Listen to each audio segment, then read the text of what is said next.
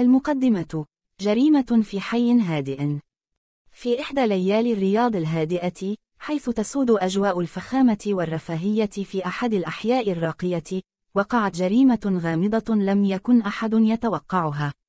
فيلا فاخرة، إضاءة خافتة، باب مغلق من الداخل، ورجل أعمال شهير وجد مقتولا في مكتبه الخاص دون أي أثر عنف، وكأن الموت قد تسلل إليه بصمت.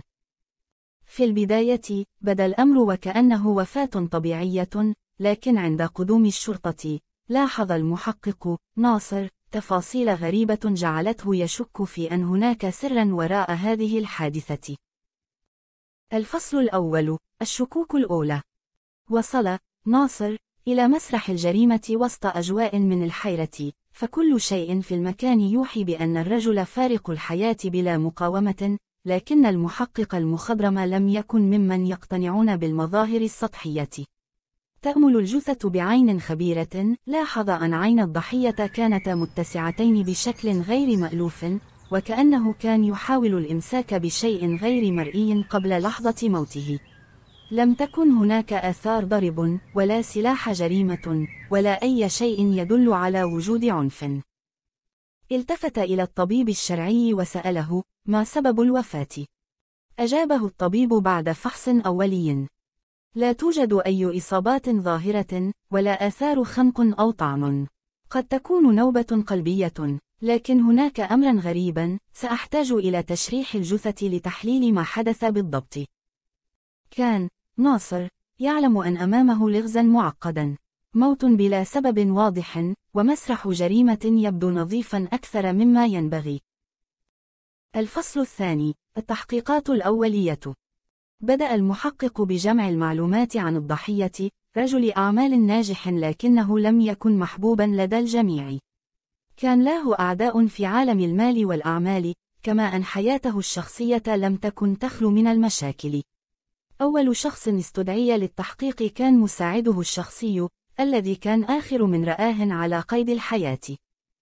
دخل الشاب إلى غرفة التحقيق وهو في حالة صدمة واضحة، وقال بصوت مرتعش: رأيته آخر مرة مساء البارحة، كان يبدو طبيعيا.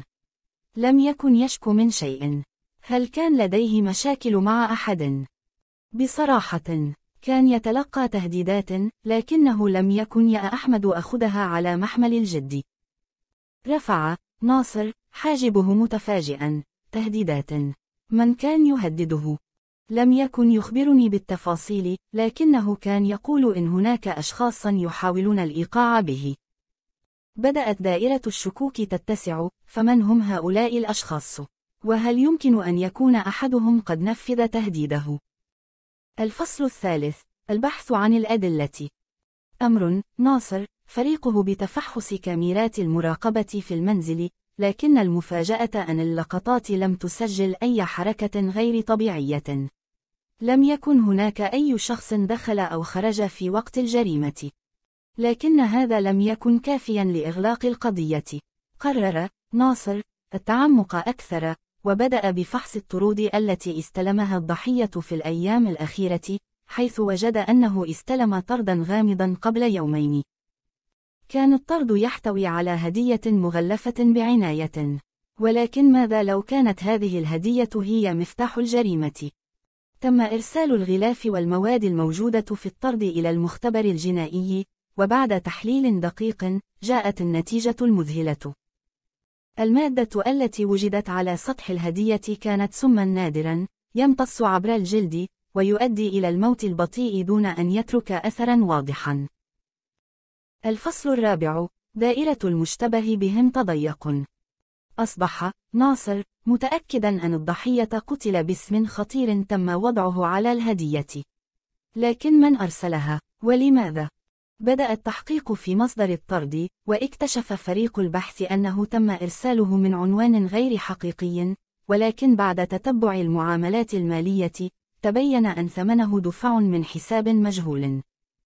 بفضل التقنيات الحديثة تم تتبع الحساب، والمفاجأة أن صاحبه كان شخصا على خلاف مع الضحية منذ سنوات بسبب نزاع مالي كبير. تم استدعاء هذا الشخص للاستجواب، وعندما جلس أمام ناصر كان يحاول التظاهر بالهدوء، لكنه كان يرتجف قليلا. قال ناصر بصوت حازم: نعلم أنك كنت على خلاف مع الضحية، ونعلم أنك أرسلت ذلك الطرد. أنا لا، هذا غير صحيح.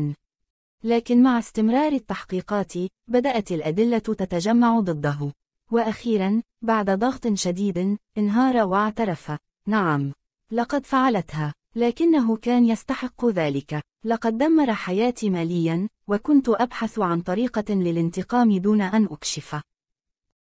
الفصل الخامس: اكتشاف الخدعة الكبرى. ظن الجميع أن القضية قد انتهت، لكن حدس ناصر كان يخبره أن هناك شيئا لم يكشف بعد. أعاد فحص تفاصيل الجريمة، وبدأ في البحث عن شركاء محتملين للجاني. بعد تحليل بياناته المالية، اكتشف ناصر تحويلات مشبوهة لشخص مجهول الهوية. من هو هذا الشخص؟ وهل يمكن أن يكون هو العقل المدبر الحقيقي؟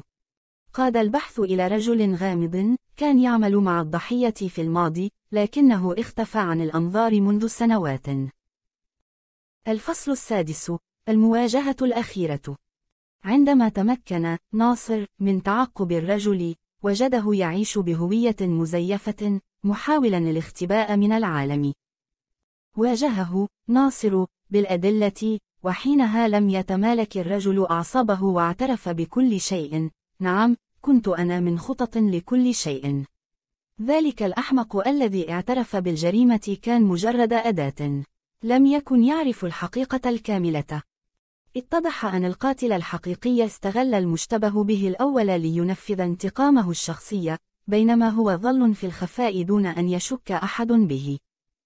تم القبض عليه، وبذلك أغلقت القضية التي بدت في البداية كأنها موت طبيعي، لكنها كانت جريمة مخططة بعناية.